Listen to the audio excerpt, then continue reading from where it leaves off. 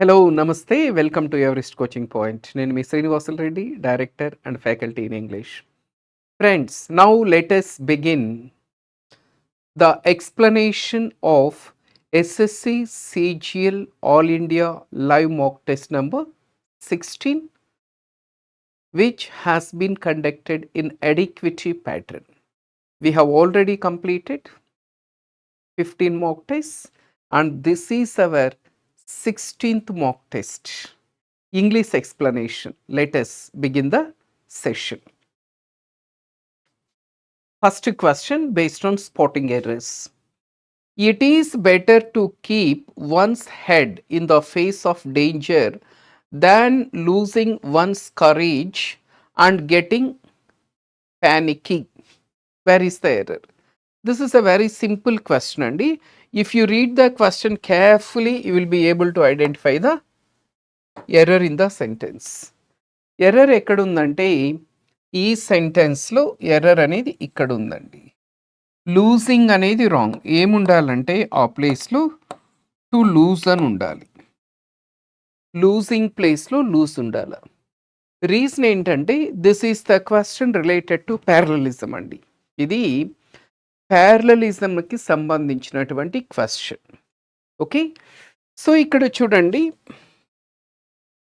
దాన్ అనే కంజంక్షన్ ఉంది. ఈ దాన్ అనే కంజంక్షన్కి ఇటువైపు టు కీప్ వన్స్ హెడ్ అన్నాడు, అంటే 2+V1 ఉంది, టు ఇన్ఫినిటివ్ అంటాం. సో దానికి ఇటువైపు 2+V1 ఉన్నప్పుడు దానికి ప్యారలల్గా అటువైపు కూడా ఏముండాలి, 2+V1 ఉండాలి. కానీ ఇక్కడ ఏముందంటే లూజింగ్ అనేది ఇచ్చాడండి. లూజింగ్ అనేది మనకి ఇక్కడ ఏమవుతుందండి, జెరెండ్ అవుతుంది. సో మనకి ఇటువైపు 2+V1 ఉన్నప్పుడు అటువైపు కూడా 2+V1 ఉండాలి. కాబట్టి ఆన్సర్ వచ్చి సీనండి. చూడండి, it is better to keep once head in the face of danger than to lose once courage. Keep once head in the face of danger than to lose once courage. Okay, very simple one. Now let's move on to the next question. Select the grammatically correct sentence. This is the question related to articles అండి. ఏ సెంటెన్స్లో articles కరెక్ట్గా use చేయడం జరిగింది అన్నాడు. It was a hectic day for Sushan with a lot of purchases and a couple of meetings. చూడండి, it was a hectic day for Sushan with a lot of purchases and a couple of meetings. A hectic day, a lot of purchases, a couple of meetings అన్నీ కరెక్ట్గా ఉన్నాయి. కాబట్టి answer వచ్చి ఏనండి. మిగతావి ఎందుకు కాదు అంటే చూడండి, it was a hectic day కరెక్టే. ఇక్కడ చూడండి, ది లాట్ ఆఫ్ అన్నాడు. ది లాట్ ఆఫ్ పర్చేస్ అనకూడదండి, ఏ లాట్ ఆఫ్ పర్చేస్ అనాల. Okay, so that's why this is wrong. ఇక్కడ ఏ కపుల్ ఆఫ్ మీటింగ్స్ కరెక్టే, బట్ స్టిల్ ఇక్కడ ఎర్రర్ ఉంది కాబట్టి దీన్ని తీసుకోలేం. నెక్స్ట్ ఇక్కడ చూడండి, it was a hectic day for Sushan with the lot of అన్నాడు. ఇక్కడ ఏముండాలి, a lot of purchase and a couple of meetings. There are 2 mistakes here, so దీన్ని ఎలిమినేట్ చేసేయచ్చు. It was the hectic day అన్నాడు, a ఉండాలి కదా, with a lot of purchase and sorry, ఇక్కడ ఏమిచ్చాడు, ది కపుల్ ఆఫ్ మీటింగ్స్ అన్నాడు. Wrong కదా, a couple of meetings. There are 2 mistakes. So అన్ని కరెక్ట్ ఉండేటువంటి అన్ని ఆర్టికల్స్ కరెక్ట్గా యూస్ చేసిన సెంటెన్స్ ఏనండి. So correct answer is A. This is the question related to articles. 78 sentence improvement. The company plans to expand its business to the international market. Company plan చేస్తుంది ఏంటి, to expand its business అంటే తన బిజినెస్ని విస్తరించడానికి. ఎక్కడికి విస్తరించడానికి, to the international market.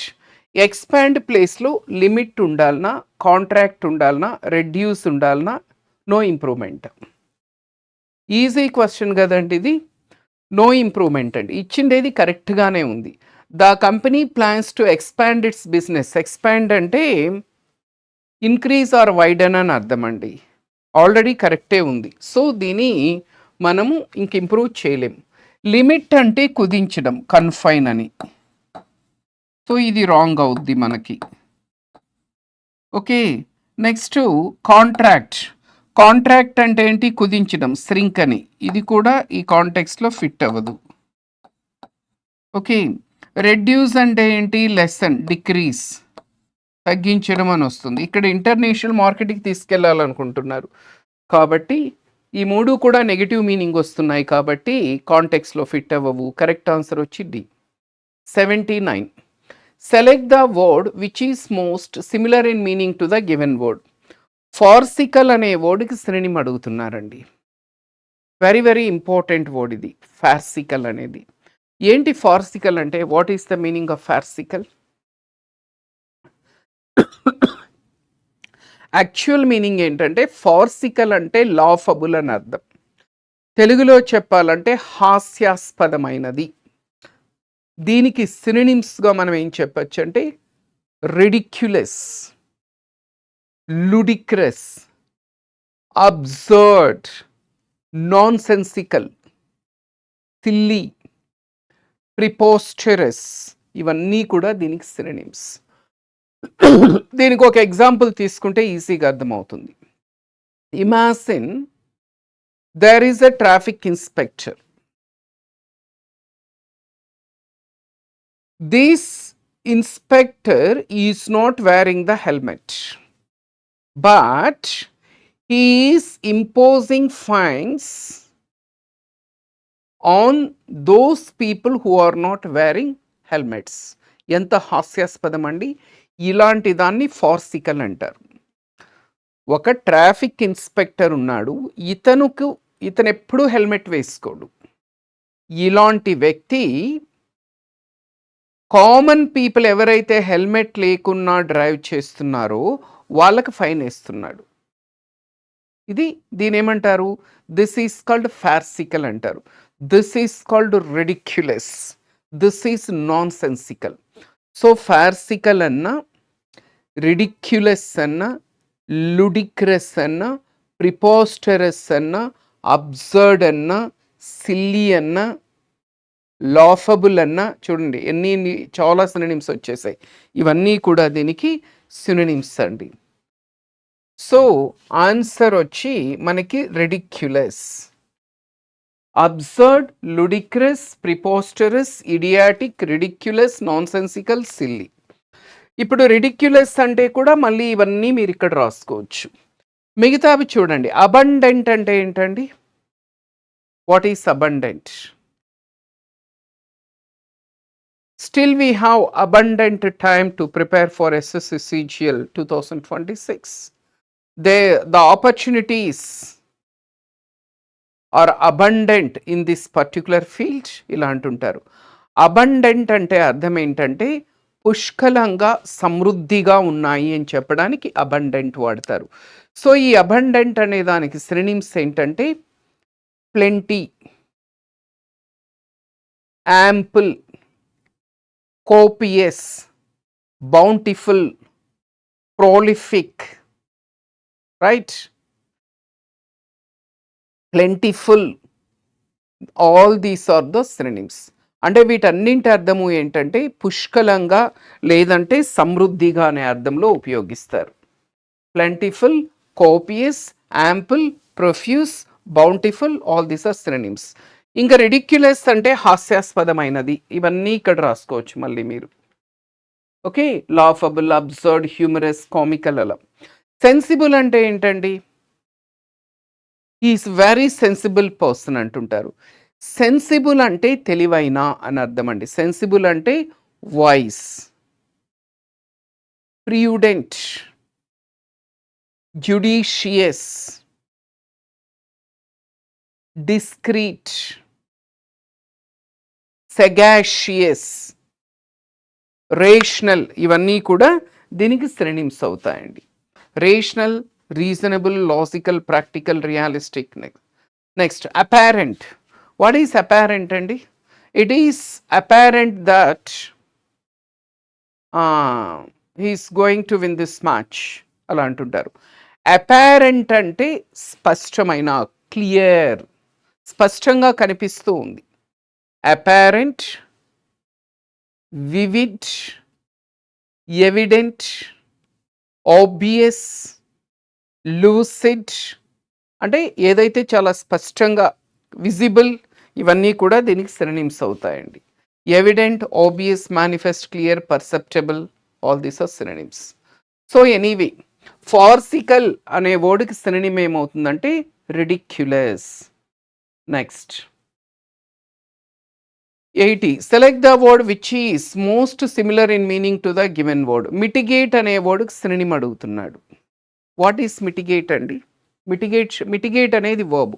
Mitigate చేయడం అంటే ఏంటి? So let us take an example so that you can understand the actual meaning of mitigate. You know, Delhi is one of the most polluted cities in India. ఎక్కువ pollution ఉంటుంది ఢిల్లీలో. So in order to mitigate the pollution in Delhi, what the government should do is to plant as many trees as possible. When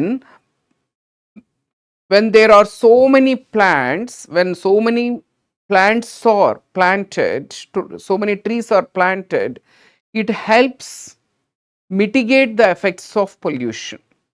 mitigate చేయడం అంటే అర్థం ఏంటంటే దాన్ని తగ్గించడం అండి, ఆ తీవ్రతను తగ్గించడం.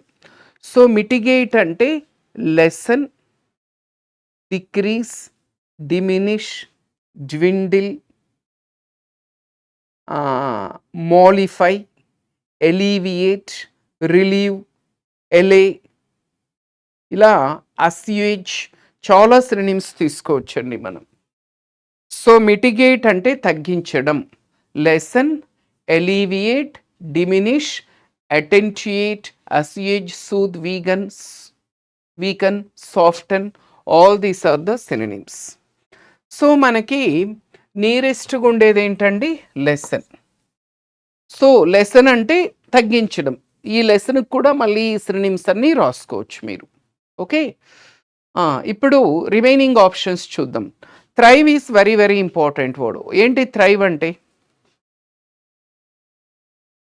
He is thriving in his business అంటుంటారు. థ్రైవ్ అంటే గ్రో అని అర్థం.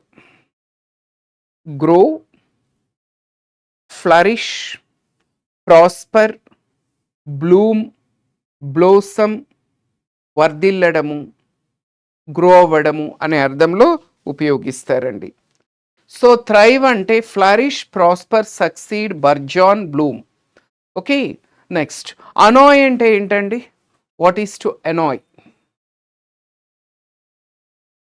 ప్లీజ్ డోంట్ అనాయ్ మీ అంటారు. ఎనాయ్ అంటే అర్థం ఏంటంటే విసిగించడం అండి. దీనికి సినోనిమ్స్ చెప్తారా అనాయ్ అనేదానికి? ఇరిటేట్ అనొచ్చు. అనాయ్ అంటే irritate.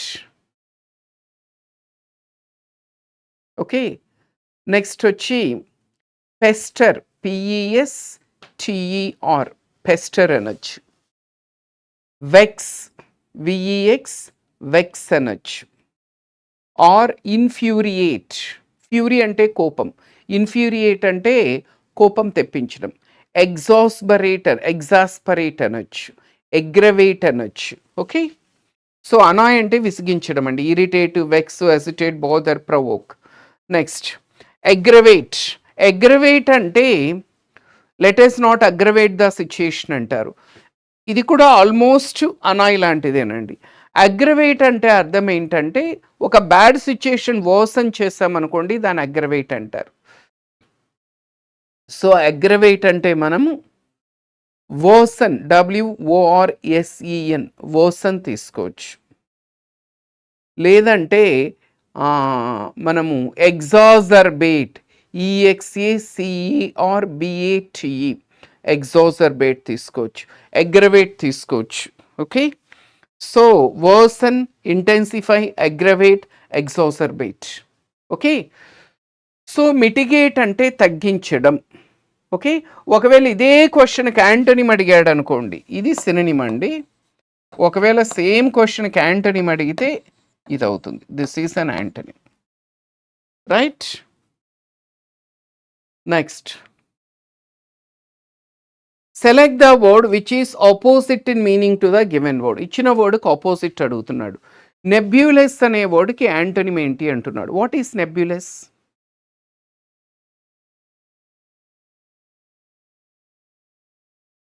The explanation given by the teacher on so and so topic is quite nebulous center, right? So nebulous అంటే అర్థం ఏంటి? నెబ్యులా అంటే క్లౌడ్ అండి యాక్చువల్గా. నెబ్యులస్ అంటే క్లౌడీగా ఉండడం అంటే అర్థం ఏంటంటే clarity is missing in that.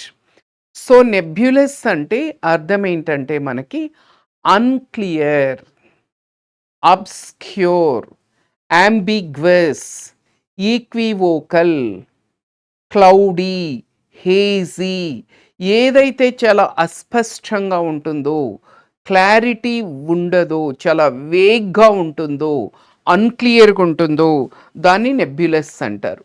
So vague, unclear, distinct అంటే క్లియర్ అని, ఇండిస్టింక్ట్, hazy, obscure, ambiguous, equivocal, all these are synonyms.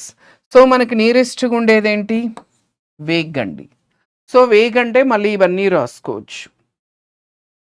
Okay, so next, sorry, మనం ఏం కనుక్కోవాలి ఇక్కడ? ఆపోజిట్ కదా, సినోనిమ్ కాదు మనం కనుక్కోవాల్సింది.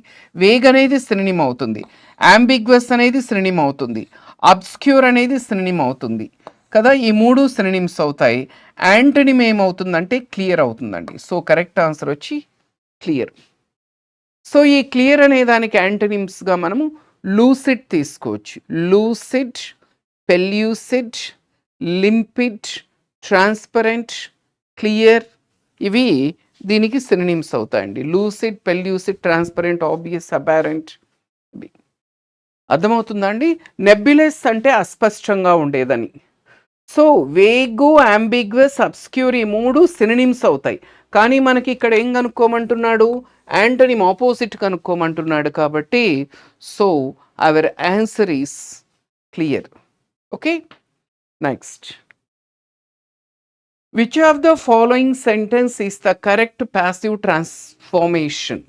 The rescue team could have completed the task if there had been uninterrupted power supply.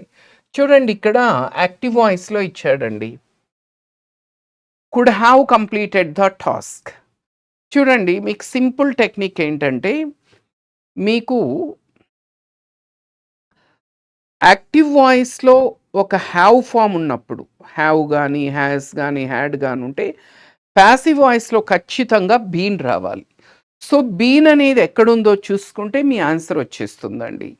మీరు జాగ్రత్తగా గమనించండి, ఇక్కడ మాత్రమే బీన్ ఉందండి. ఇక్కడ చూడండి, ఫస్ట్ ఆప్షన్లో the task can have completed అన్నాడు. ఇక్కడ కుడ్ ఉంది, ఇక్కడ కెన్, అంటే టెన్స్ చేంజ్ అయింది. టెన్స్ చేంజ్ అయితే ఎప్పుడు కరెక్ట్ ఆన్సర్ కాదు. దీన్ని ఎలిమినేట్ చేసేయచ్చు. Next B, the task could have been completed by the rescue team if there had been uninterrupted power supply. ఇదే కదా మన ఆన్సరు. నెక్స్ట్ ఇక్కడ కుడ్ బీ అన్నాడు, బీన్ లేదు. మనకి హ్యావ్, హ్యాస్ ఉందంటే బీన్ ఉండాలి. ఇక్కడ బీ ఉంది, బీన్ లేదు. ఈజీగా ఎలిమినేషన్లో వెళ్ళిపోతాయండి. రూల్ ఏంటంటే చూడండి, మీకు యాక్టివ్ వాయిస్లో ఒక హ్యావ్ రూపం ఉన్నప్పుడు, హ్యావ్ కానీ, హ్యాస్ కానీ, హ్యాడ్ కానీ, ఇది ఏదున్నా ప్యాసివ్ వాయిస్లో కంపల్సరీ బీన్ అనేది రావాలనేది rule, basic rule. So been ఉండే ఆప్షన్ చూసుకోవాలి మనం. సో మీకు బీన్ ఉండే ఆప్షన్ ఈ ఒక్క చోట మాత్రమే బీన్ ఉంది. ఇక్కడేమో అస్సలు లేదు, బీన్ లేదు, దట్టు కెన్ ఉంది, దీన్ని ఎలిమినేట్ చేసేయచ్చు. ఇక్కడ బీ ఉంది, ఇక్కడ బీ ఉంది, బీన్ ఉండే ఆప్షన్ ఒకటే, కాబట్టి correct answer is B. Next, which of the following sentences correctly converts this into active voice? What cannot be cured must be endured. What cannot be cured must be endured. ప్యాసివ్లో ఇచ్చాడండి, active lake మార్చాల. చూడండి ఇక్కడ ప్యాసివ్లో cannot to be అని ఉందంటే ఇంతకుముందు ఖచ్చితంగా can ఉండాలండి, అప్పుడే కెనాట్ బి అని వస్తుంది. నెక్స్ట్ ఇక్కడ మస్ట్ బి ఎండ్యూర్డ్ ఉందంటే ఇంతకుముందు ఖచ్చితంగా మస్ట్ ఉండాలి. చూడండి, సో ఏదండి, you must endure what you cannot cure, what you cannot cure must be endured, you can cure by what you endure, nothing can endure what cannot be cured.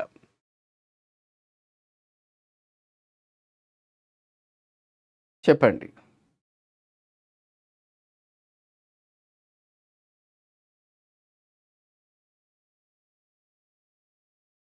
Correct answer వచ్చి ఏ కదండి. You must endure, నువ్వు ఓర్చుకోవాలి. దేని, what you cannot cure, దేనినైతే నయం చేయలేవు, cure చేయలేవు, దానిని ఓర్చుకోవాలి. Okay, so చూడండి, must endure అనేది ఏమవుతుంది, మస్ట్ బి ఎండ్యూర్డ్గా చేంజ్ అవుతుంది. కెనాట్ క్యూర్ అనేది ఏమవుతుంది, కాంట్ బి క్యూర్డ్గా చేంజ్ అవుతుంది. సో కరెక్ట్ ఆన్సర్ వచ్చి A, you must endure what you cannot cure. Okay, so what cannot be cured must be endured. Okay, మిగతా ఎందుకు కాదో చూద్దాం. ఇప్పుడు చూడండి, B option, what you cannot cure must be, what you cannot endure రివర్స్లో ఇచ్చాడు, what you cannot endure must be cured అంట. Meaning change అవుతా ఉంది కదా. అక్కడ క్వశ్చన్ ఏం చెప్తుంది మనకి, మనము దేనినైతే క్యూర్ చేయలేము, నయం చేయలేము, దాన్ని భరించాలి. కానీ ఇక్కడ మీనింగ్ మారిపోతుంది, నువ్వు దేనైతే భరించలేవు దానిని క్యూర్ చేయాలంట. మీనింగ్ చేంజ్ అయింది. You can cure what you can endure, ఇక్కడ నెగిటివ్లో ఉంటే ఇక్కడ పాజిటివ్లో ఉంది, మీనింగ్ చేంజ్ అయిపోయింది. Next D option, nothing can endure what cannot be cured అంట. సో ఇక్కడ ఏంటి, రెండు నెగిటివ్ ఇచ్చేస్తాడు, కానీ అక్కడ ఏముంది, ఒకటి నెగిటివ్ ఉంది, ఒకటి పాజిటివ్ ఉంది. ఇక్కడ నథింగ్ కెన్ ఎండ్యూర్ నెగిటివ్ ఉంది, what cannot be cured negative ఉంది. So correct answer is A. Next 84, select the option that correctly converts the given sentence into indirect speech. The officer said to the attender, if you are late again I shall dismiss you. ఒక sentence ఇచ్చాడు, డైరెక్ట్లో నుంచి indirect స్పీచ్లోకి మార్చమని అడుగుతున్నాడు. ఏమవుతుందండి మనకి ఇక్కడ answer, ఈ క్వశ్చన్కి కరెక్ట్ ఆన్సర్ ఏంటంటే, the officer warned the attender that if he was late again he would dismiss him. ఒకవేళ అతను మళ్ళీ కనుక లేట్ కనుక వస్తే అతను డిస్మిస్ చేస్తానని వార్నింగ్ ఇచ్చాడు. మిగతావి ఎందుకు కాదో చూద్దాం, మిగతావి ఎలా ఎలిమినేట్ చేయొచ్చు. First option, the officer said the attender. చూడండి, రిపోర్టింగ్ వర్బ్ సెడ్ ఉంది, వార్నింగ్ కదండి మనకి, ఇక్కడ టోల్డ్ అనో వార్న్డ్ అనో రావాలి. This is one mistake.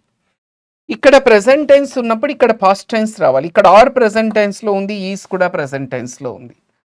ఇక్కడ షెల్ ఉంటే అక్కడ షెల్ మళ్ళీ ఎన్ని మిస్టేక్స్ ఉన్నాయి చూడండి, there are so many mistakes. Okay, next second one is our answer, the officer warned the attender that. చూడండి, యు అనేది ఏమవుతుంది, హీ అవుతుంది. యాక్చువల్గా ఆర్ వర్ అవుతుంది జనరల్గా అయితే, హీ సింగులర్ కాబట్టి హీ వాస్ అంటాం, హీ వర్ అనకూడదు. నెక్స్ట్ ఐ అనేది హీగా మారుతుంది. మీకు ఇంకొక రూల్ కూడా చెప్పింటామండి, డైరెక్ట్ స్పీచ్ ఇండైరెక్ట్ స్పీచ్లో. డైరెక్ట్ స్పీచ్లో మీకు ఐ తర్వాత ఉయ్ తర్వాత షెల్ కనుకుంటే, ఇండైరెక్ట్ మార్చినప్పుడు షెల్ అనేది షుడ్గా మారదు, వుడ్గా చేంజ్ అవుతుంది. ఇది ఒక రూల్ ఉంది మనకి. డైరెక్ట్ స్పీచ్లో ఐ ఉయ్ తర్వాత షెల్ ఉంటే, ఇండైరెక్ట్ స్పీచ్లో షెల్ అనేది షుడ్గా మారదు, వుడ్గా చేంజ్ అవుతుంది. ఓకే, అందుకని ఇక్కడ హీ వుడ్ వచ్చింది. సో ఆన్సర్ వచ్చి బి. థర్డ్ వన్ ఎందుకు కాదంటే, the officer told the attender if he had been late again అన్నాడు.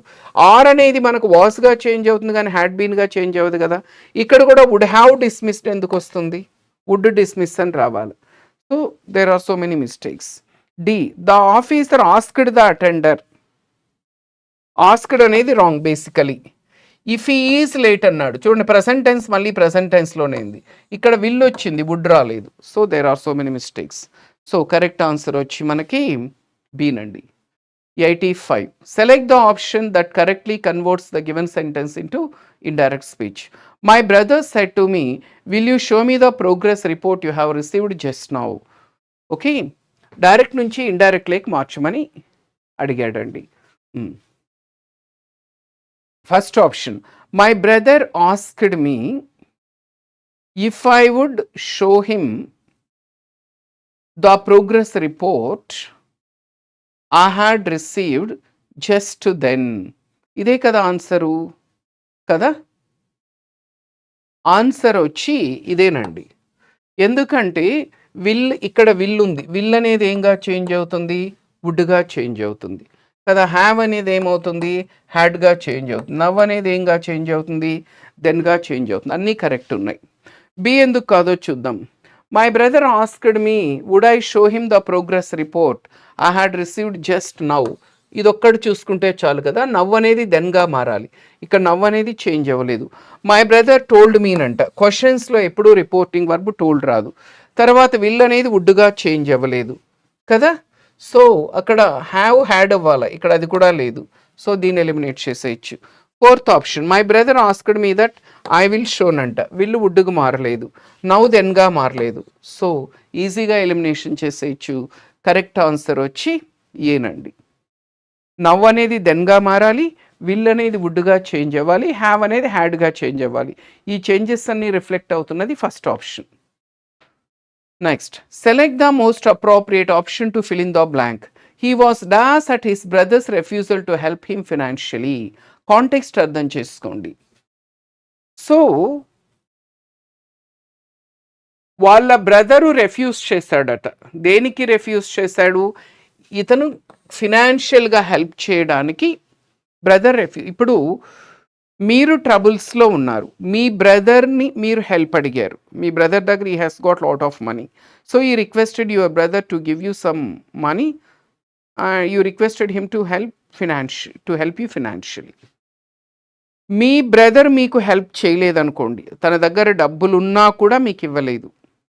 అప్పుడు మీకు ఎలాంటి ఫీలింగ్ వస్తుంది, పాజిటివ్ ఫీలింగ్ వస్తుందా, నెగిటివ్ ఫీలింగ్ వస్తుందా? ఖచ్చితంగా ఇక్కడ వచ్చే వర్డ్ ఒక నెగిటివ్ వర్డే కదండి అవుతుంది.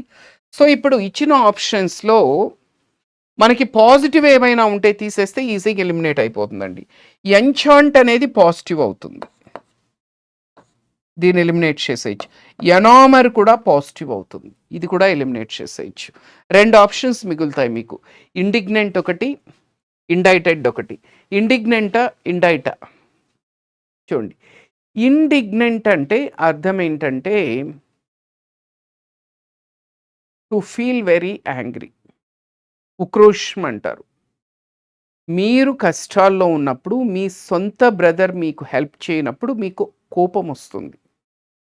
So indignant means very angry, రెజెంట్ఫుల్ అలా యూస్ చేస్తారండి.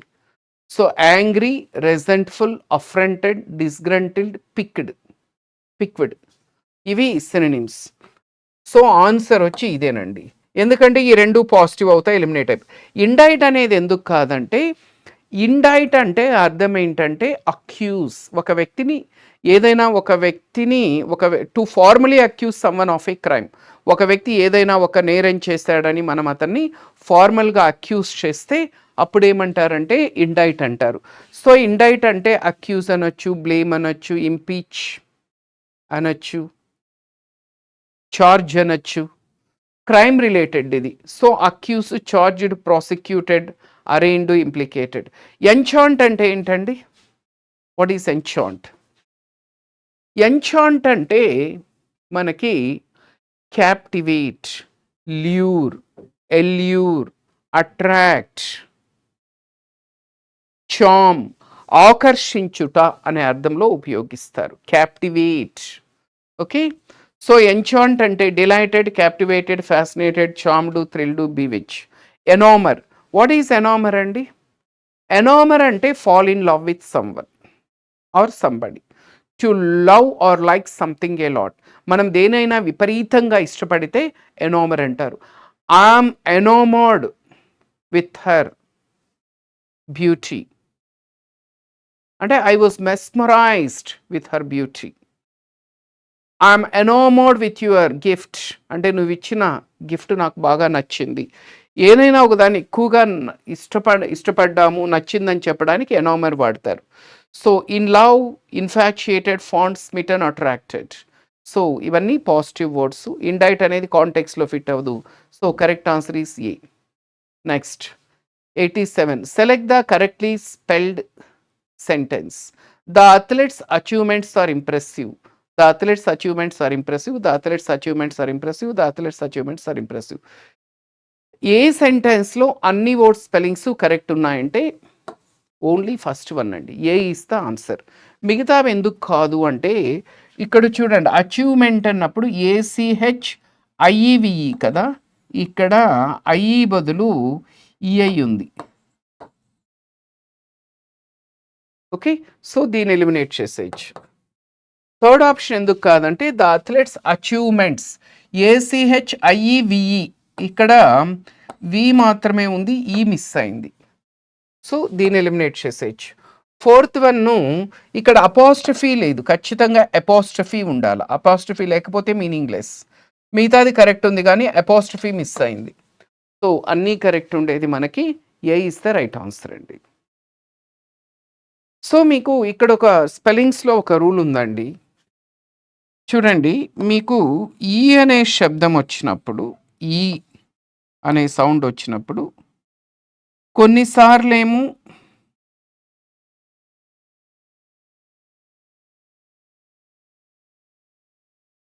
మనకి ఐఈ వస్తుందండి, కొన్నిసార్లేమో ఈఐ వస్తుంది. ఈ అనే శబ్దం వచ్చినప్పుడు మాత్రమే ఈ రూల్ అప్లికబుల్ అవుతుందండి. ఎప్పుడు ఐఈ వాడాలి, ఎప్పుడు ఈఐ వాడాలి అంటే ముందర సి వచ్చినప్పుడు మాత్రము ఇది వస్తుందండి. అదర్ లెటర్స్ ఇంకా మీకు వేరేవి ఏవి వచ్చినా మీకు ఏమొస్తుందంటే for other letters it is I. So rule ఏంటంటే use I before E, I before E except for C. ఇది రూల్. ఈ రూల్ గుర్తుపెట్టుకోండి స్పెల్లింగ్స్లో. Use I before E except for C. C వస్తే మాత్రం ఈఐ వస్తుందండి, మిగతా అన్నింటికీ అయ్యి. కావాలంటే చూడండి మీకు example, conceive CON సిఈఐవిఈ, deceive డిఈసిఐవిఈ, perceive PER సిఈఐవిఈ, receive ఆర్ఈసిఐవిఈ కదా. నెక్స్ట్ చూడండి, achieve ఏసిహెచ్ఐఈవిఈ, believe బిఈఎల్ఐఈవిఈ believe, thief టిహెచ్ఐఈఎఫ్ thief. మీరు ఇక్కడ గమనించండి, ముందర సి వచ్చిన వాటన్నింటికి ఏముంది, ఈఐ ఈఐ ఈఐ ఈఐ ఉంది సి వస్తే. మిగతా వాటన్నింటికి ఐఈ ఐఈ ఐఈ. ఈ రూల్ గుర్తుపెట్టుకోవాలి స్పెల్లింగ్స్లో. Use I before E except for C. ఒక్క సి వస్తే మాత్రం ఈఐ వాడండి, మిగతా వాటన్నింటికి కూడా ఐఈ వాడండి. సేమ్ రూల్ ఇక్కడ అప్లికబుల్ అవుతుంది. Find the correctly spelled word from among the options. Committed, omitted, remitted, admitted. Find the incorrectly spelled అన్నాడండి. అంటే 3 కరెక్ట్ స్పెల్లింగ్స్ ఉన్నాయంట, ఒక్కటి మాత్రమే ఇన్కరెక్ట్ ఉందంట. అదేంటంటే ఫస్ట్ వన్ మనకి కమిటెడ్ అన్నప్పుడు మనకేమవుతుందండి,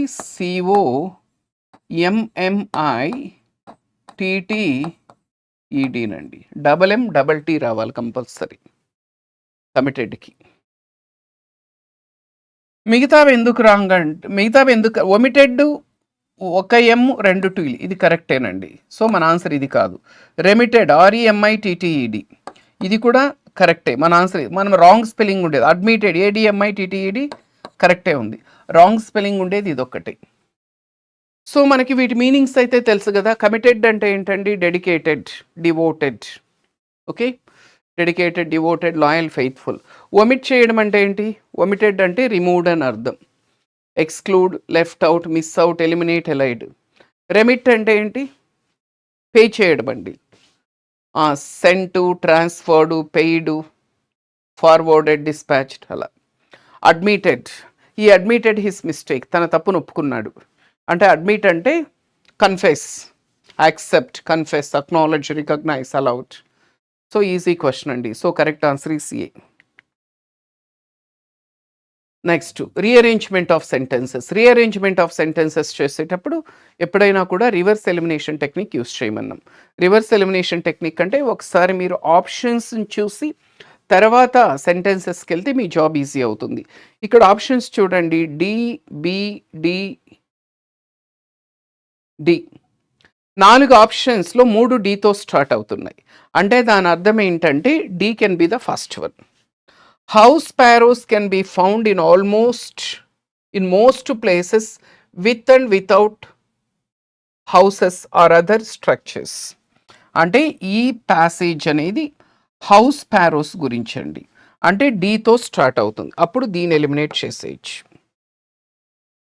సో ఇక్కడ మీరు గమనిస్తే డి తర్వాత ఏ ఉంది, ఇక్కడ కూడా డి తర్వాత ఏ ఉంది, ఇక్కడ డి తర్వాత బి ఉంది. సో డి తర్వాత ఏ వస్తుందా బి వస్తుందా కనుక్కోవాలి. సెకండ్ వన్ ఏమొస్తుందండి? ఏముంది? However their population is declining nowadays due to noise population అన్నాడు. ఇది ఏ. బి ఒకసారి చూద్దాం. It is one of the most common birds along with other 2 species, the European starling and the rock pigeon. ఇప్పుడు ఈ రెండింటినీ compare చేసినప్పుడు D తర్వాత, D అనేది ఫస్ట్ వన్ కదా, 2గా ఏ వస్తే బాగుంటుందా బి వస్తే బాగుంటుందా అంటే ఖచ్చితంగా బి రావాలండి, ఏ రాదు. ఎందుకంటే డిబి అనేది మ్యాండేటరీ పేర్. ఇక్కడ హౌస్ స్పారో గురించి మాట్లాడాడు, ఇక్కడ మళ్ళీ ఇట్ ఈజ్ అన్నాడు. అంటే నౌను ప్రనౌన్ రెండు మ్యాండేటరీ పేర్స్ అవుతాయి. లాజికల్గా కూడా దీని తర్వాత ఇదే ఫాలో అవ్వాలి. ఇట్ అంటే ఏంటి? House sparrow. It is one of the most common birds along with other 2 species. So ఇది చాలా కామన్ బర్డ్. దీంతో పాటు ఇంకొక 2 ఉంటాయి, European starling and the rock pigeon. So D తర్వాత వచ్చి మనకి బి, దీని తర్వాత వచ్చి ఏంటంటే ఇది థర్డ్ వన్ అండి. Their constant presence outside our homes makes it easy to overlook them. ఇవి మనకి చాలా కాన్స్టెంట్గా బయట కనిపిస్తూ ఉంటాయి, మనం వీటి గురించి పెద్దగా పట్టించుకో. లాస్ట్లో కంక్లూషన్, ఇది కంక్లూషన్ అండి. However their population is declining nowadays due to noise pollution. So ఈ హౌస్ స్పారోస్ యొక్క పాపులేషన్ అనేది ఈ మధ్యకాలంలో తగ్గిపోతూ ఉంది, కనుమరుగైపోతున్నాయి ఇవి. ఎందువల్ల అనంటే నాయిస్ పొల్యూషన్ వల్ల. కాబట్టి so D B C A is the right answer. Next 90 A A D A. 4 ఆప్షన్స్లో 3 ఏతో స్టార్ట్ అవుతున్నాయి. అంటే A can be the first one కదా. Holi is the festival of colours which is celebrated not only in India but across the world. ఇది first one. Holi గురించి చెప్తూ ఉందండి. హోలీ అనేది ఏంటంటే it is the festival of colours which is celebrated. ఈ హోలీ అనేది celebrate చేస్తారు not only in India but across the world. ప్రపంచవ్యాప్తంగా దీన్ని సెలబ్రేట్ చేసుకుంటారు. సో ఏతో స్టార్ట్ అవుతుంది, సో దీన్ని ఎలిమినేట్ చేసేయచ్చు. ఇప్పుడు ఏ తర్వాత చూడండి, ఇక్కడ డి ఉంది, ఏడి ఉంది, ఇక్కడ ఏబి ఉంది, ఇక్కడ ఏడి ఉంది. అంటే 1 ఏ వచ్చింది. ఇప్పుడు 2గా మనకి బి వస్తుందా డి వస్తుందా చూసుకోవాలి. మనకి రెండింటిలో డి ఉంది కాబట్టి first let us check D. It is also festival of unity. It అంటే ఏంటి? హోలీ, మ్యాండేటరీ పేర్ అండి. ఇది నౌను, ఇది pronoun. It is also a festival of unity as it brings people together to celebrate a festival regardless of caste, ethnicity, religion. Excellent. This is the second one. Next so A is the first one, D is the second one. దీని తర్వాత ఏమొస్తుందండి? ఇది కదండి. People celebrate Holika Dahan on the first day by gathering around and burning piles of wood and cow dung and singing bhajans related to Holi. హోలీలో first day ఏం చేస్తారో చెప్తున్నాడు. This is the third one. చూడండి, ఆన్ ద ఫస్ట్ డే అన్నాడా, next ఇక్కడ చూడండి then on the next day, అంటే ఈ రెండు మ్యాండేటరీ పెయిర్. నెక్స్ట్ డే ఏం చేస్తారట, then on the next day people of all ages gather together to play with colours called gulal and coloured water called Dhulandi. Okay, so perfect ఉంది కదా. So A D C B is the correct sequence. So correct answer is A. Next question number 91. D D A C 4 ఆప్షన్స్లో 2 డీలు ఉన్నాయి కాబట్టి D can be the first one. On the very day after my brother in law's death, on the very day after my brother in law's death I had to go to Bombay for the public meeting. Perfect ఉంది. మా brother in law చనిపోయిన next డేనే నేను ఒక public meeting కోసమని ముంబైకి వెళ్ళాల్సి వచ్చింది. డితో స్టార్ట్ అవుతుందండి, నో డౌట్. ఇప్పుడు ఈ రెండు ఎలిమినేట్ చేసేయచ్చు. ఇక్కడ డి తర్వాత సి ఉంది, ఇక్కడ డి తర్వాత ఏ ఉంది. డి అనేది ఫస్ట్ వన్. దీని తర్వాత ఏమొస్తుంది, సి వస్తుందా ఏ వస్తుందా? ఏలో ఏముంది, I was feeling exhausted after days and nights of anxious vigil and my voice had become husky అన్నాడు. అదే సి చూస్తే there had hardly been time for me to think out my speech. మీరు జాగ్రత్తగా గమనిస్తే డి తర్వాత C రావడమే correct. ఎందుకంటే ఇక్కడ పబ్లిక్ మీటింగ్ అన్నాడు, ఇక్కడేమో there had hardly been time for me to think out my speech. Public meeting మాట్లాడాలంటే ఆలోచించాలి కదండి, ప్రిపేర్ అవ్వాలి కదా, కానీ నాకు టైం లేకపోయింది. ఓకే, డి తర్వాత వచ్చి సి, దీని తర్వాత వచ్చి ఇది థర్డ్ వన్ అండి. I was feeling exhausted after days and nights of anxious whistle. ఇతను బాగా టైర్డ్ అయిపోయాడు after days and nights of anxious vigil and my voice had become husky. Voice కూడా హస్కీగా తయారైంది. హౌవెవర్, ఇది లాస్ట్లో conclusion. I went to Bombay trusting entirely to God. దేవుడి మీద భారం వేసేసి వెళ్ళిపోయాను. And I had never dreamt of writing out my speech. అందులో ఇతనికి స్పీచ్ ఇచ్చేటప్పుడు రాసుకొని చూసి చదవడం ఎప్పుడూ అలవాట్లేదు, అలా చేయలేడు. ఓకే, అది. సో మనకి కరెక్ట్ ఆన్సర్ వచ్చి D C A B is the right answer అండి.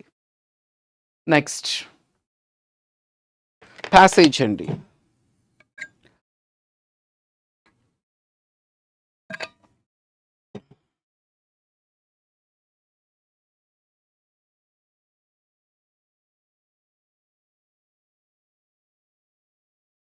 This has been taken from the Hindu editorial అండి.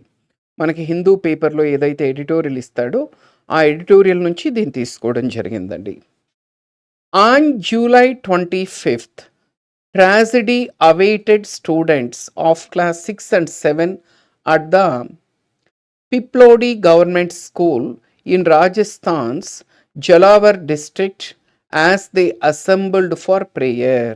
చూడండి, జూలై 25th ఒక ట్రాజడీ జరిగిందండి, ఒక విషాద సంఘటన జరిగింది. ఏంటా విషాద సంఘటన అంటే, on July 25th tragedy awaited students of class 6 and 7, 6th class 7th క్లాసుకు చెందినటువంటి స్టూడెంట్స్ ఎక్కడ, at the Piplodi government school. Piplodi government స్కూల్లో, ఈ పిప్లోడి గవర్నమెంట్ స్కూల్ ఎక్కడుంది, రాజస్థాన్లో ఉండేటువంటి Jhalawar district, as they assembled for prayer. చూడండి ఏం చెప్తున్నాడంటే, రాజస్థాన్లో ఉండేటువంటి జలావర్ డిస్ట్రిక్ట్లో పిప్లోడి అనే ఒక విలేజ్లో ఒక గవర్నమెంట్ స్కూల్లో 6th క్లాసు 7th క్లాసుకు సంబంధించినటువంటి స్టూడెంట్స్ ప్రేయర్ కోసం అసెంబుల్ అయినప్పుడు ఒక సంఘటన జరిగిందట. అది చెప్తుండేది. A part of their school building gave away అంటే కొలాప్స్డ్. ఏమైంది, స్కూల్ బిల్డింగ్లో కొంత భాగం కూలిపోయింది.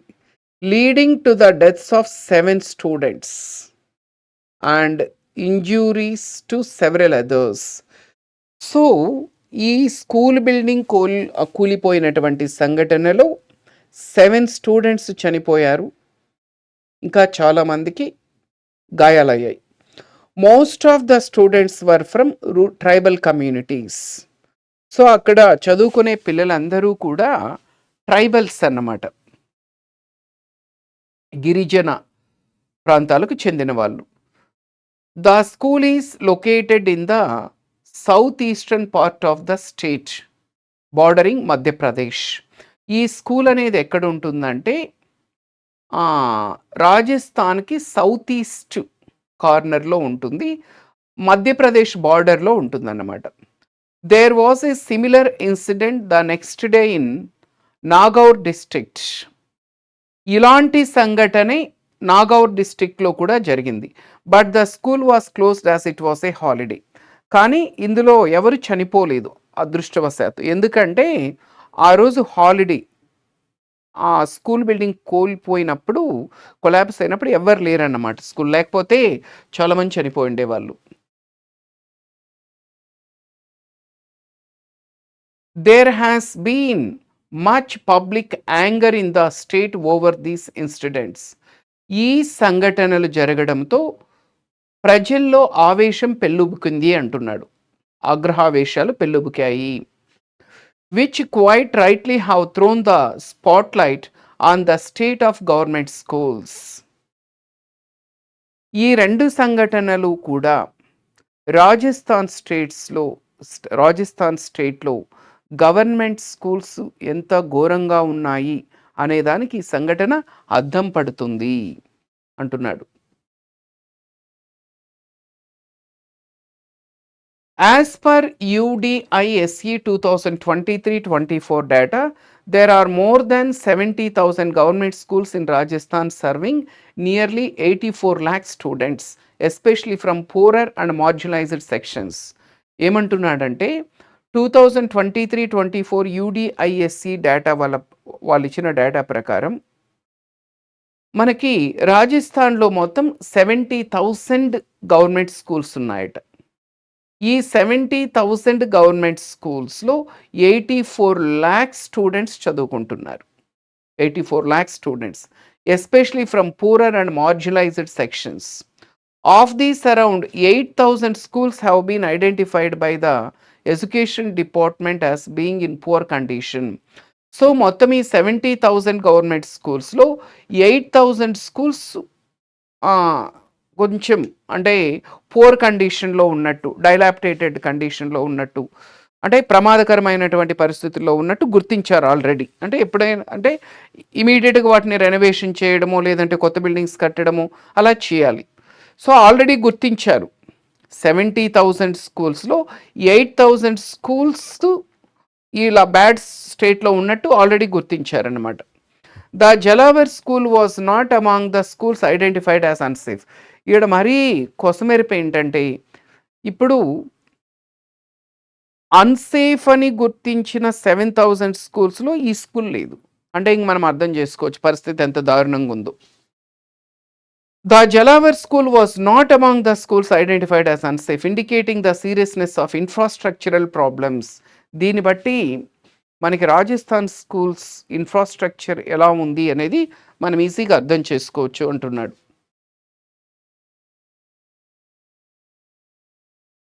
Some 650 crore had been allocated in the past to state budgets for improving infrastructure, but insufficiencies in government implementation ensured little progress. చూసారా, ఇక్కడ మరీ దారుణమైన విషయం ఏంటంటే ఇంతకుముందు 2 స్టేట్ బడ్జెట్స్లో ఈ స్కూల్స్ రెనోవేషన్స్ కోసము 650 crores అలకేట్ చేశారు. 650 crore had been allocated in the past to state budgets for improving infrastructure, but inefficiency in government implementation ensured little progress. వాళ్ళు బడ్జెట్ కేటాయించారు కానీ ఇంప్లిమెంటేషన్ లేదు. కాబట్టి ఇలాంటి దారుణాలు జరుగుతున్నాయన్నమాట. Fixing the infrastructure of government schools should now be priority for the BJP led state government. So ఇప్పటికైనా BJP led state government కళ్ళు తెరిచి వెంటనే ఏవైతే ఏ స్కూల్స్ అయితే ఇలా డైలాప్టేటెడ్ స్టేట్లో ఉన్నాయో, ఇలా కూలిపోవడానికి సిద్ధంగా ఉన్నాయో, వాటిని రెనోవేషన్ చేయడము లేదంటే కొత్త బిల్డింగ్స్ కట్టడము చేయాలి. The tragedy in Rajasthan should serve as a wake up call across India. So రాజస్థాన్లో జరిగిన ఈ సంఘటనలు అనేవి మొత్తం ఇండియాకి, ఇండియాలో ఇంకా చాలా స్టేట్స్ ఉన్నాయి, చాలా స్టేట్స్లో ఇలాంటి స్కూల్స్ ఇంకా ఎన్నో ఉన్నాయి. సో ఈ సంఘటనలు అనేవి ఒక వేకప్ కాల్ లాంటివి అన్నమాట, ఒక ముందు జాగ్రత్త లాంటివి. Okay, the tragedy in Rajasthan should serve as a wake up call across India given the current policy defocus on government owned educational institutions. So ఇప్పుడు ఏంటంటే గవర్నమెంట్ స్కూల్స్ మీద డీఫోకస్ ఉంది. డీఫోకస్ ఉందంటే ఏంటంటే గవర్నమెంట్ స్కూల్స్ని పట్టించుకోవడం లేదు గవర్నమెంట్. ఇలాంటి నేపథ్యంలో ఈ ఈ సంఘటనలు రాజస్థాన్లో ఏవైతే రెండు స్కూల్ బిల్డింగ్స్ కూలిపోయాయి, ఇవి ఒక వేకప్ కాల్ లాంటివి. ఇప్పటికైనా వీళ్ళు కళ్ళు తెరిచి వెంటనే ప్రికాషనరీ మెషర్స్ తీసుకోవాలి అంటున్నాడు. సింపుల్ ప్యాసేజేనండి. ఇప్పుడు questions. What is the central theme of the passage అంటున్నాడు. ఏంటండి what is the theme of the passage? The need to privatise schools in Rajasthan. ఎక్కడైనా మనకు ప్రైవేటైజేషన్ చేయాలని చెప్పాడా? The infrastructure issues and safety concerns in government schools. Absolutely true. ఎందుకంటే passage అంతా కూడా దేని గురించి మాట్లాడుతున్నారంటే మనకి ఇన్ఫ్రాస్ట్రక్చరల్ ఇష్యూస్, సేఫ్టీ కన్సర్న్స్ గురించే మాట్లాడుతున్నారు. The improvement of private school ఫెసిలిటీస్ను, the demand for more English medium institutions. So obviously answer is B. Next, in the passage the expression thrown the spotlight on the state government schools, meaning అడిగాడు. Throw the spotlight అంటే meaning ఏంటి? Easy కదండి, చాలా ఈజీగా answer చేసాయి. ఎక్కడిచ్చాడు ఇది? Easy ఎక్కడ use చేశాడు? ఇక్కడ చూడండి, ఇక్కడ ఇచ్చాడు. There has been much public anger in state over these incidents, which quite rightly have thrown the spotlight on the state of government schools. ఇప్పుడు చెప్పండి. త్రో స్పాట్లైట్ అంటే highlight the poor condition of government schools, to completely ignore school infrastructure, to provide funds for new schools, to shut down unsafe schools. Obviously to highlight. మనకి throw the spotlight అంటే to highlight the poor condition. Throw spotlight అంటే లైట్ని throw చేయడం, అంటే దాన్ని ఏం చేయడం, emphasize చేయడము, హైలైట్ చేయడం అని అర్థం అండి. Easy. Identify the adverb clause of reason in the passage. ఇక్కడ మనకి ప్యాసేజ్లో నుంచి 4 సెంటెన్సెస్ తీసుకున్నాడండి. ఈ 4 సెంటెన్సెస్లో ఎందులో అడ్వర్బ్ క్లాజ్ ఆఫ్ రీజన్ ఉంది? రీజన్, కారణం ఎక్కడ ఉంది? చూడండి, as they assembled for prayer అవుతుందా? ఇది ఎక్కడుందో చూద్దాం. ఫస్ట్ మనకి ఫస్ట్ 2 లైన్స్ చూడండి. On July 25th, tragedy awaited students of classes 6 and 7 at the Piplodi Government School in the Rajasthan's Jhalawar district as they assembled for prayer. చూడండి, ఇక్కడ దీని meaning ఏంటంటే ఎప్పుడైతే పిల్లలు ప్రేయర్ కోసం అసెంబుల్ అయ్యారో అప్పుడు ఏమైంది, ఒక ట్రాజడీ జరిగింది. అంటే ఇక్కడ as they assembled for prayer అంటే when they assembled for prayer. దీని ఏమంటారంటే అడ్వర్బ్ క్లాజ్ ఆఫ్ టైం అంటారండి. టైం యాజ్ అనేది ఇక్కడ టైమింగ్ చెప్తుంది, కానీ మనకి రీజన్ అడుగుతున్నాడు. చూడండి, as they assembled for prayer అనేది ఏమవుతుందంటే అడ్వర్బ్ క్లాస్ ఆఫ్ టైం. ఎప్పుడైతే వాళ్ళు అక్కడ అసెంబుల్ అయ్యారో అప్పుడు కూలిపోయింది అంటున్నాడు, టైమింగ్ చెప్తుంది. కానీ మనకి ఇక్కడ రీజన్ కనుక్కోమంటున్నాడు. బి చూడండి, given the current policy defocus on government owned institutions. ఇది ఎక్కడుందో చూద్దాం ఆ సెంటెన్స్.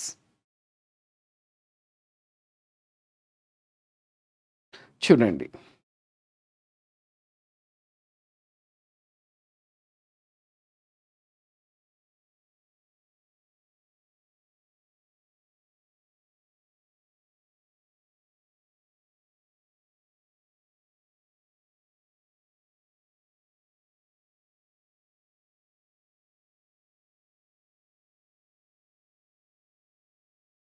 లాస్ట్ సెంటెన్స్ చూడండి, లాస్ట్ 3 లైన్స్.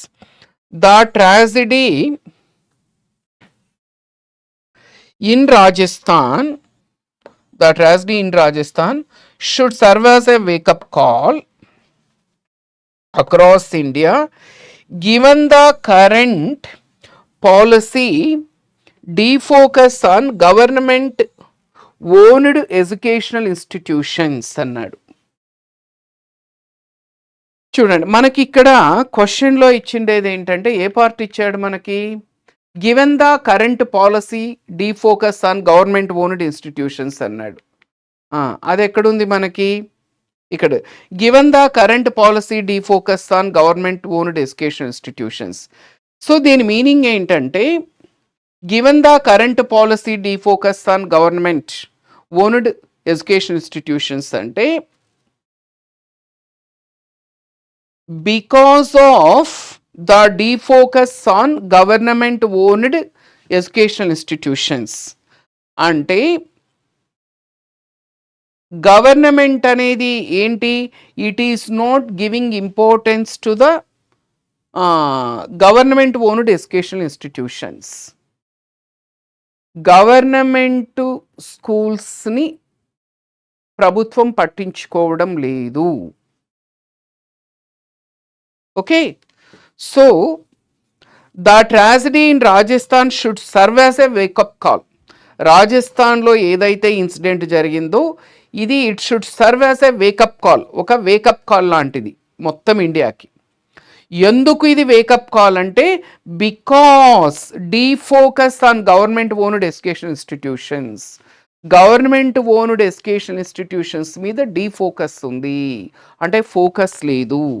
అంటే మనకి ఇక్కడ ఏమడుగుతున్నాడు, సో మనకి ఇక్కడ క్వశ్చన్ అడుగుతున్నది ఏంటంటే, మనకి identify the adverb clause of reason అంటున్నాడు. ఇదే కదా reason, given the current policy of defocus on educational defocus on government education institutions అనేది అడ్వర్బ్ క్లాజ్ ఆఫ్ రీజన్ అవుతుంది. ఎందుకు ఇది వేకప్ కాల్ అని క్వశ్చన్ వేసుకుంటే, because the defocus on government owned institutions, adverb clause of reason అడుగుతున్నాడు. కాబట్టి ఎందుకు ఈ సంఘటన వేకప్ కాల్ అంటే, because the government is not focusing on government school, government owned education institutions. మన ఆన్సర్ వచ్చి ఇదేనండి. నెక్స్ట్ ఫస్ట్ ఇదేమో అడ్వర్బ్ క్లాజ్ ఆఫ్ టైమ్, ఇదేమో adverb clause of reason. C చూడండి, which quite rightly have thrown the spotlight on the state of government schools అన్నాడు. ఇది ఎక్కడ ఉందో చూద్దాం, ఇదే క్లాస్ అవుతుందో చూద్దాం.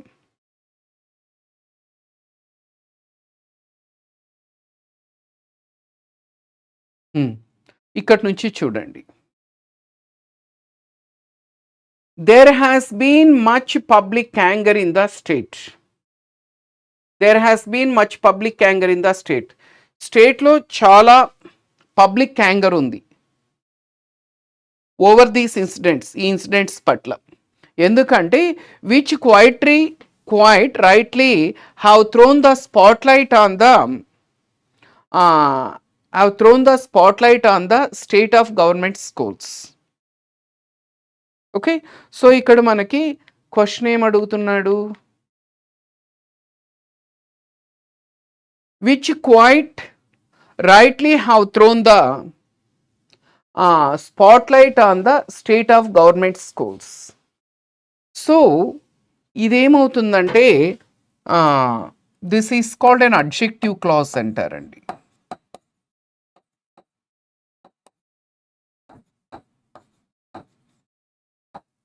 దీని ఎందుకు అడ్జెక్టివ్ క్లాజ్ అంటారంటే, because this describes the condition of the government schools in Rajasthan. ఇంకోసారి ఈ సెంటెన్స్ జాగ్రత్తగా చూడండి, మీకు ఈజీగా అర్థమవుతుంది.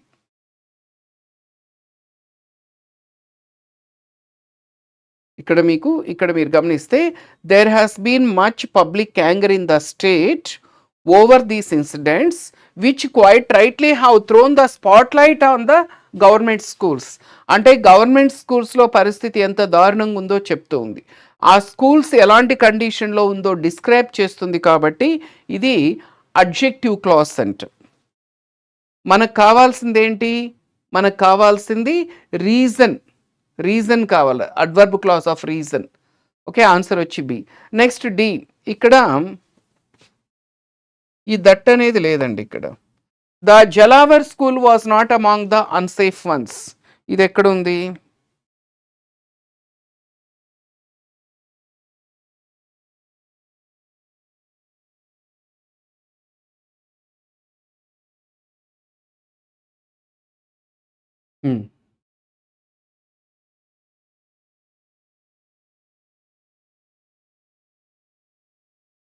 ఇక్కడ చూడండి, the Jhalawar school was not among the schools identified as unsafe. Right? దీని ఏమంటారంటే మెయిన్ క్లాజ్ అంటారండి. This is called a main clause. ఎందుకంటే it is standing on its own and it is giving complete meaning, కాబట్టి దీనిని main clause అంటారు. ఈ clauses మీద యూట్యూబ్లో నేను సెషన్స్ చేశానండి. ఒకసారి మీరు చూస్తే మీకు నౌన్ క్లాజ్ అంటే ఏంటి, అడ్జెక్టివ్ క్లాజ్ ఏంటి, అడ్వర్బ్ క్లాజ్ ఏంటి అనేది మీకు తెలుస్తుంది. సో మనకు అడ్వర్బ్ క్లాజ్ ఆఫ్ రీజన్ ఉండేది ఒకటి ఉంది, that is B. 95. Choose the correct active voice form from the sentence. Some 650 crore had been allocated in the past 2 state budgets. ప్యాసివ్లో ఇచ్చాడండి, దీని యాక్టివ్ లేక మార్చమన్నాడు. అక్కడ హ్యాడ్ బీన్ ఉందంటే ముందేం ఉండాలండి, హ్యాడ్ ఉంటేనే కదా హ్యాడ్ బీన్ అవుతుంది. సో ఒకే ఒక దీంట్లో హ్యాడ్ ఉంది. The state had allocated 650 crore budget in the past 2 years. Correct answer is B. Easy. So మిగతా ఎందుకు కాదంటే the past 2 state budgets allocated some 650 crores అంట. మనకి అక్కడ హ్యాడ్ అనేది లేదు. సో ఇక్కడ వర్ ఉంది, సో ఇక్కడేమో హ్యాజ్ ఉంది, హ్యాడ్ ఉండే ఆప్షన్ ఒకటే ఉంది. So correct answer is B. 96. In the passage the expression wake up call refers to. Wake up ఈజీగా గెస్ చేసేయచ్చు. A reminder to attend morning ప్రేయర్సా, a shocking event that alerts people to take యాక్షనా, a political move by the గవర్నమెంటా, an urgent phone call from the authorities. Obviously a shocking event that alerts people to take action. Okay, next. Select the most appropriate meaning of the idiom or phrase given in bold. Throw the baby with bath water means. Very very important idiom అండి. ఏంటి throw the baby with bath water అంటే, ఇప్పుడు mother బేబీకి స్నానం చేయిస్తుంది, లాస్ట్లో కొన్ని water మిగిలిపోతాయి. జనరల్గా ఏం చేస్తారు, వాటిని పారబోస్తారు. బేబీని కూడా పారబోస్తే ఎలా ఉంటుందండి? వాటర్ పనికిరాదు, okay, no problem, you can throw it. Baby పనికిరాదా? పనికొస్తుంది. కాబట్టి throw the baby with bath water అంటే పనికొచ్చేదాన్ని పడేయడం అని అర్థం. అంటే to discard something useful. So ఇచ్చిన వాటిలో నియరెస్ట్గా ఉండేది ఏంటండి, to get rid of useful things along with the useless ones. పనికిరాని వాటితో పాటుగా పనికొచ్చేది కూడా పడేయడం, అదే ఆన్సర్.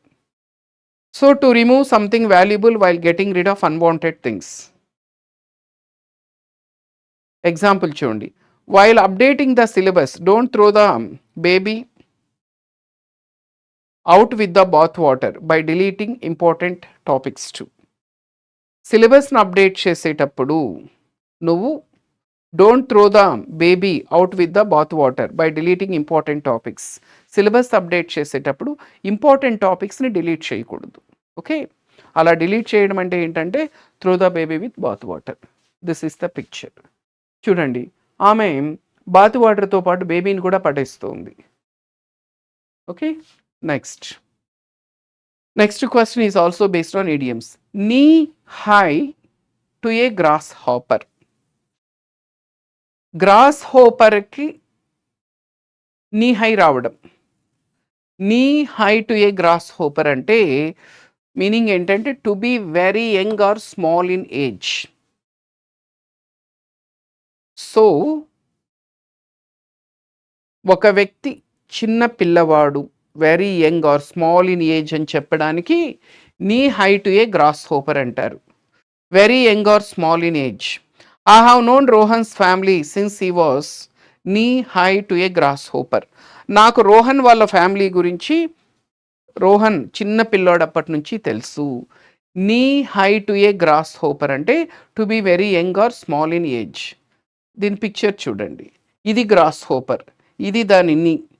సో ఇతను చూడండి ఎలా ఉన్నాడు, వెరీ స్మాల్ కదా, అది అంటే చిన్న వయసు నుంచి, చాలా యంగ్గా ఉన్నప్పటి నుంచి అనే అర్థంలో ఉపయోగిస్తారు.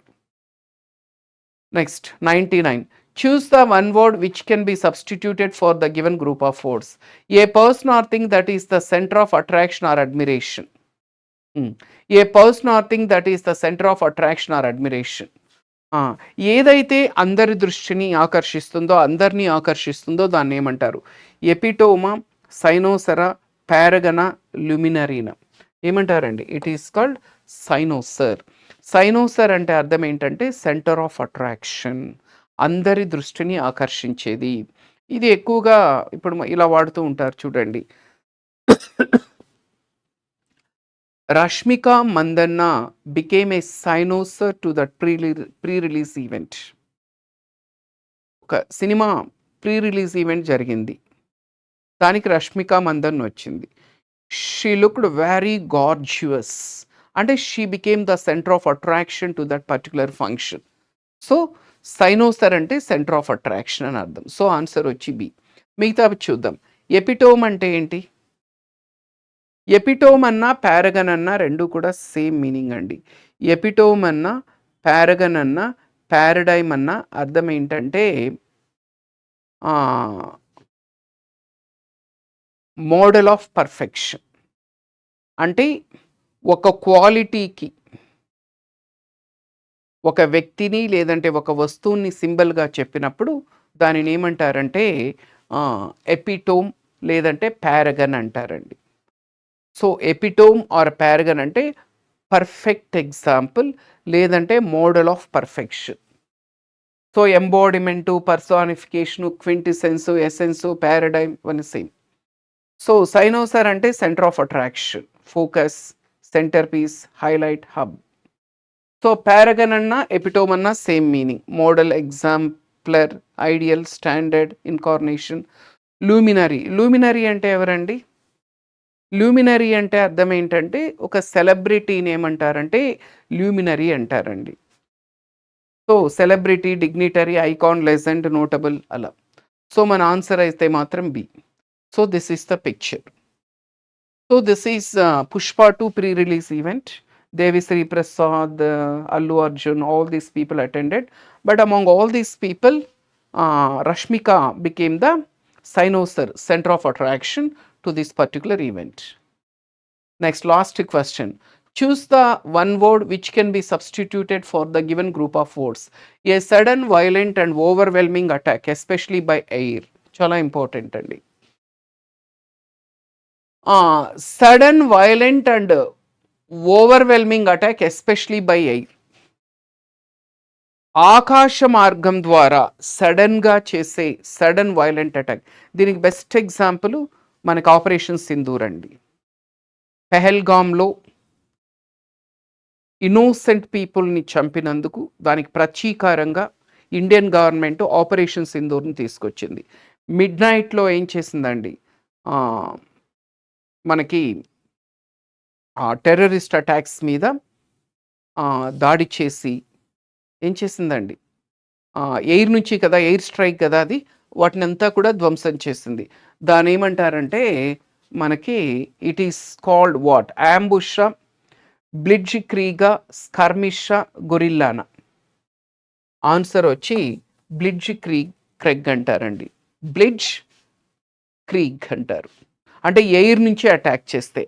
అంబుష్ అనేది కూడా అదే కానీ, బట్ అంబుష్ అనేది ఏంటంటే ల్యాండ్ మీద అటాక్ చేస్తారు.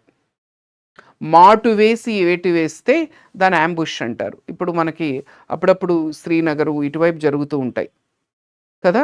సో వీళ్ళు ఒక సోల్జర్స్ వెహికల్ వెళ్తూ ఉంటుంది. సో వీళ్ళు ఎక్కడో బుషెస్ బ్యాక్ సైడ్ వెనక దాగి ఉంటారు. ఒక్కసారిగా గ్రైనేడ్ వేయడము లేదంటే మందు పాత్రలు పేల్చడము ఇలా చేస్తూ ఉంటారు. దాని అంబుష్ అంటారు. కానీ మనకు అక్కడ ఏమన్నాడంటే ఫ్రమ్ ఎయిర్ అన్నాడు కాబట్టి బ్లిడ్జ్ క్రీగ్ అంటారు. అంబుష్ అంటే ట్రాప్, సర్ప్రైజ్, అంబుస్కేడ్, వేలే, స్నార్, ఇవి సినోనిమ్స్ అండి. బ్లిడ్జ్ క్రెగ్ అంటే onslaught, rapid attack, offensive, bombardment.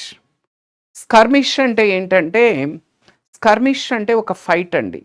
పెద్ద మేజర్ ఫైట్ కాదు, ఒక చిన్న ఫైట్, ఒక టజిల్ అంటారు కదా, ఒక టజిల్ అనొచ్చు, స్కర్మిష్ అనొచ్చు, ఒక చిన్న ఫైటింగ్ అన్నమాట. So clash, encounter, battle, టజిల్, free. Gorilla, gorilla అని ఎవరిని అంటారండి?